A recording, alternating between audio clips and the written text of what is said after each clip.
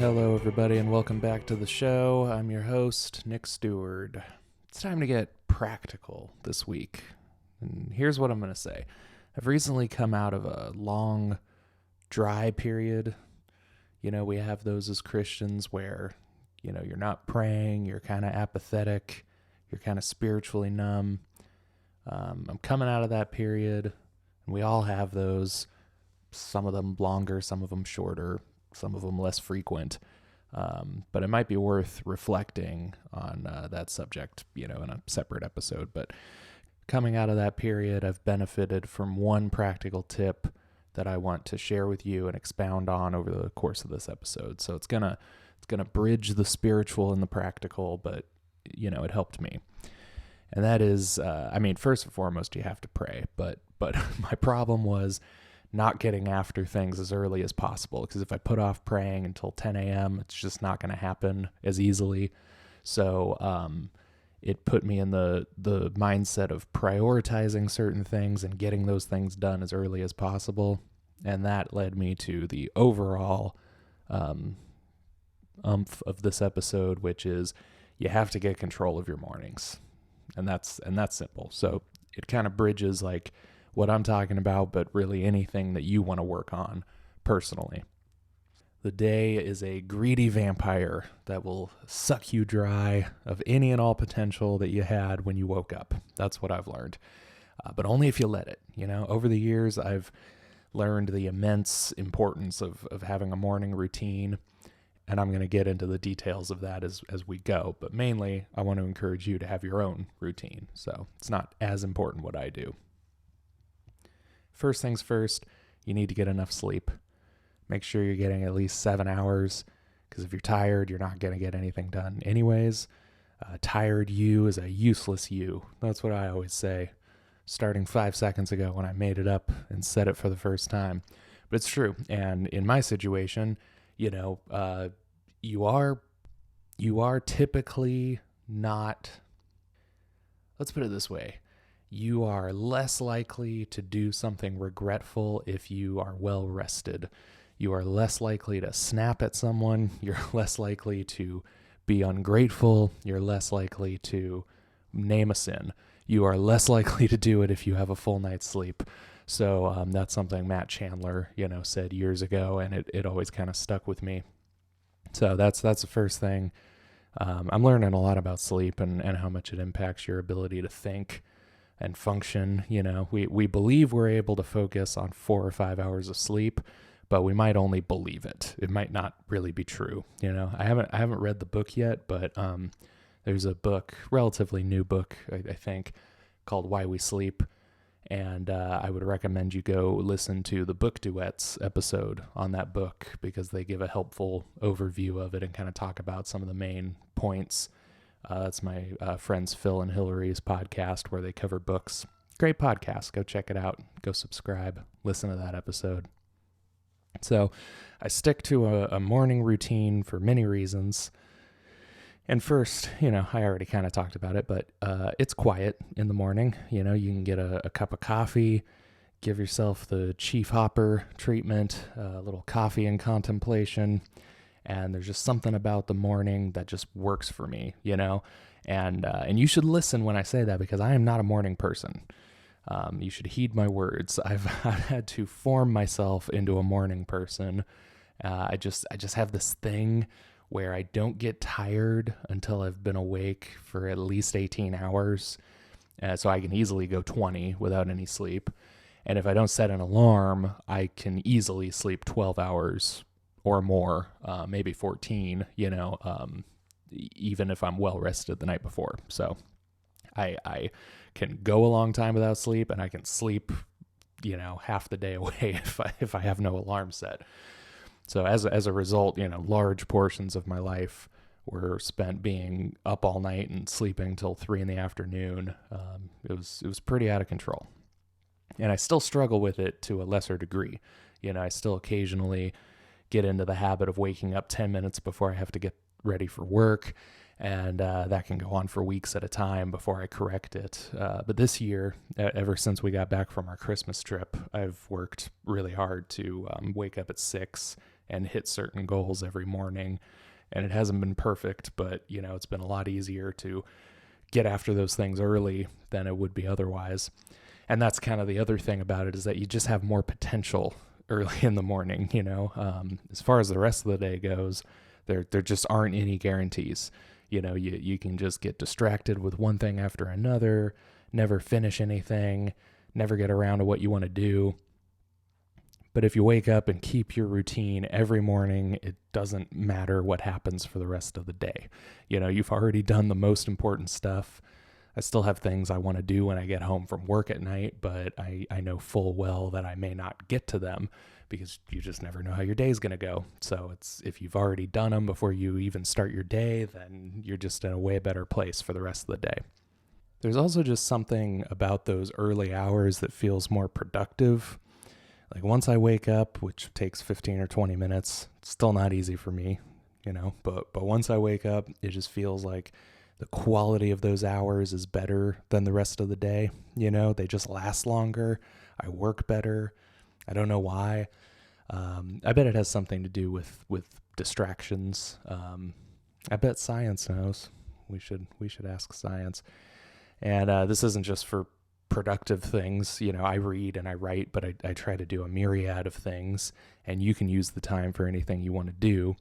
I'm specifically kind of talking about coming out of dry spells and getting back into a prayer routine and Bible study and stuff. But if you're already good in that area, maybe you want to learn the cello or something. I don't know, but if you are having trouble finding time to pray, I've not ever had a problem reading my Bible.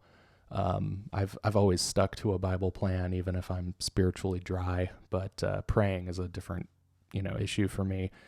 And if you're having trouble, you can get up early, whatever early is for you, and commit to praying for 5 minutes. Just set a 5-minute timer on your phone and pray. Worst case scenario, you pray for 5 minutes when otherwise you wouldn't have prayed at all. But best case scenario, 5 minutes isn't quite enough and you end up praying longer, right? So I did this about 6 years ago with a story I was writing. I committed to writing 100 words every morning before I went to work. And that's a totally achievable goal for your morning. Really easy. 100 words sounds like a lot, but that's about a minute or less of talking. So if you can imagine, having enough to say for a minute, then that's about what you would write.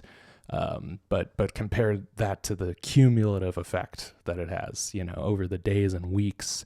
That word count really adds up, and after a while you have something pretty substantial. Worst case, again, let's do worst case, best case. I only wrote 100 words. Best case, I ended up writing 200 or 300. I think I wrote 500 some days. I think that story ended up being 7,500 words, and never on any of those days did I probably write more than 500. So it was a longer process, but it was easy and it got done. Whereas if I had bitten off more than I could chew, I may never have completed that thing. So I recommend a variety of things for your routine. This is what I do, and I don't keep this perfectly, but this is my ideal, and maybe this gives you some ideas for what you can do. I wake up and grab a cup of coffee. I've got an alarm clock that makes me go and recreate a picture in my kitchen so that I can't snooze it from the bed. Which, by the way, it's so funny to me. My dad has never understood this problem because he's just never in his life had to use a snooze button. My entire life, he got up at 5 a.m. and, drove 30 minutes to work, to be there at 7, 8, I don't even know. But he woke up at 5 a.m. every single day of my life. And he never was able to understand the idea that you wouldn't be able to wake up to an alarm, that you would snooze it and fall back asleep 14 times. It was just that generation could not understand the problem of being that lazy. So I grab a coffee, I sit down, and it's different every day because I'll either be able to go right into a prayer or I need kind of a kickstart. So I'll read a chapter out of Andrew Murray's book on prayer, and then I pray. And then I try to stretch. That's one of the ones that's harder to keep because you're not like physically going yet. But I've been trying to keep a stretching routine because I've fallen out of my workout routine since I went on that trip for the holidays. Actually, I did try to keep it going. I ran while I was in Orange County. I went on a run, and I got sick the next day, and I had the flu almost the whole time I was in California. So I would have kept it. I would have been out there running probably every other day, but God's providence prevented me, and I just have been too lazy to get back into it since I got back. But since I've fallen out of that, stretching helps to keep me limber for work and keeps me from getting sore. And then I journal. Big fan of journaling. If you want to know more about that, I covered all sorts of different kinds of journaling in episode 61. And I'm just settling into a really good journaling routine, which is still pretty fresh. It's taken me a while to find one that really works for me. I might talk about that in a separate episode, but basically I have a question for every day of the week, 7 questions, one each day, and I answer it and put it in a little box. And then I try to, in another box, I try to assess what kind of mood I'm in. And then in another box, I list out my top 3 tasks that I have to accomplish that day. And then I try to write 4 lines of poetry or lyrics. I just like to exercise that part of my mind on a daily basis. I've never been a prolific songwriter, but I found success in a numbers game. The more I write, the more good stuff I write. And again, worst case, I only write 4 lines. Best case, something catches on and I write a whole song before 7 a.m., Then I write a short entry about whatever I'm thinking about that morning, and I put everything in a box so it looks organized. It's 5 boxes, 3 on top, 2 on the bottom when I'm done with everything. Then I do my Bible study, which varies, from study to study, but for now, it involves reading straight through the Bible for 10 minutes a day. And then I'd spend about 20 minutes in a Bible commentary for whatever book I'm studying at the moment. Right now I'm in Matthew. Have been for a long time. It's taken me a lot longer than I thought it would. But, slow and steady wins the race. So after I try to read something else, try to get a big chunk taken out of whatever book I'm reading early in the day, because even though I read at work while I'm on my breaks, I tend to get more reading done later the more I read in the morning. I haven't really measured this to be sure that this feeling is correct, but that's the feeling I get. Like if I'm not reading a lot in the morning, when I read on my breaks, I'm just not reading quite as fast. I'm not reading quite as much. I'm just kind of slower. So reading a lot in the morning typically gets me going. So then I read or I write. I'm working on a manuscript right now, and there's always something to do for that.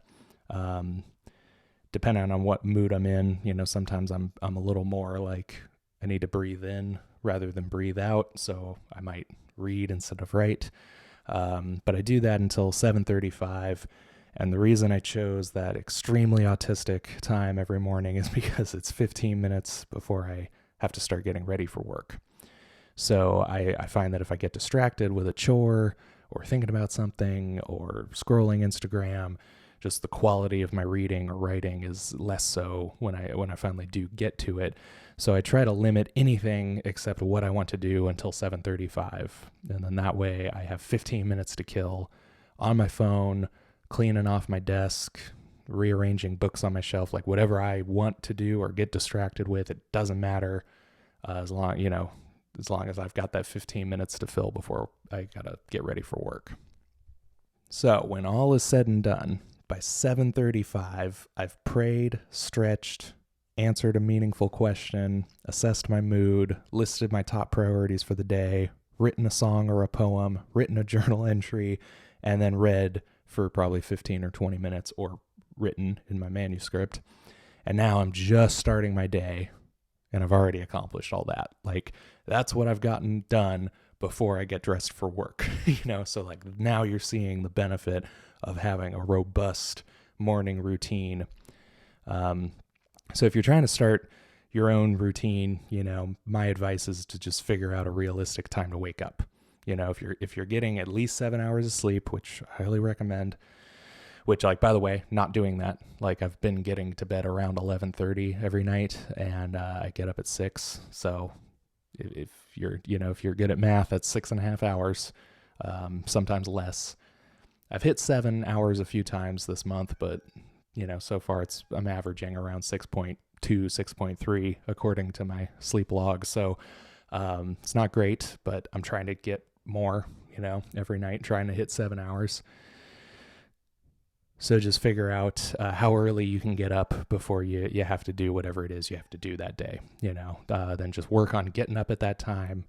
And you don't even have to have commitments at first. If you're like me, it's hard enough just to get up early, and there's no reason to overburden yourself right at the outset. Get up and play on your phone for a couple days if that's easier. Just don't make a habit of it, because it's pretty hard to break out of it.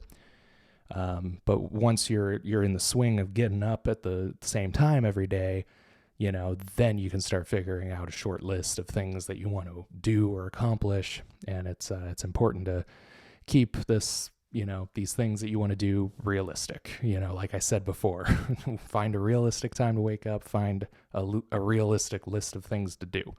Obviously we all want to learn a second language, and, we want to learn how to play the piano and learn a new card trick every day, in addition to reading and writing a book and sewing that scarf and finally figuring out what the deficit is. But if you go at this without any acclimation, you'll probably just get discouraged by how little you accomplish. So I keep my goals to what I already went over with you, because all of those things, that's a lot to accomplish every day, but it's also very customizable as far as the time limit goes. I can do any of them for as little or as long as I want. If I only have 20 minutes in the morning, I can do some amount of all those things in 20 minutes. Even if the result is a little poorer than usual, it's better than nothing, right? So work on 1 or 2 things per day, start with prayer and reading. And if you find you have a half hour left, then maybe keep a journal or, something you don't do already, but maybe you got a lot of things you already want to do. Maybe you don't, and you can throw in some Duolingo or something and start learning something or exercising. And that's exactly the thing. I can't decide for you what the things are. You have to figure it out for yourself. We all have different habits we want to cultivate and skills we want to learn and things we want to do, and just different needs in general. So just go slow and don't overburden yourself. And I hope this was helpful, and if you haven't already, I hope it inspired you to start a morning routine of your own. And that's all I've got for this week, so you can support the show by joining the Elect for $4 a month on Patreon. You can go to patreon.com/NickSteward, and Patreon subscribers, payments will be resuming on the 1st of March. So cancel now if you want to cancel. You guys like music? I wrote a review of Paramore's new album, This Is Why. I wrote that today, but you're hearing this a few days later. It's a killer record, and you can read my review of it at nickcstewart.com. Don't forget, if you haven't already, to buy a copy of my book, Black Threads, from Amazon. That's linked in the show notes. Thanks for listening, everybody. I'll talk to you next week.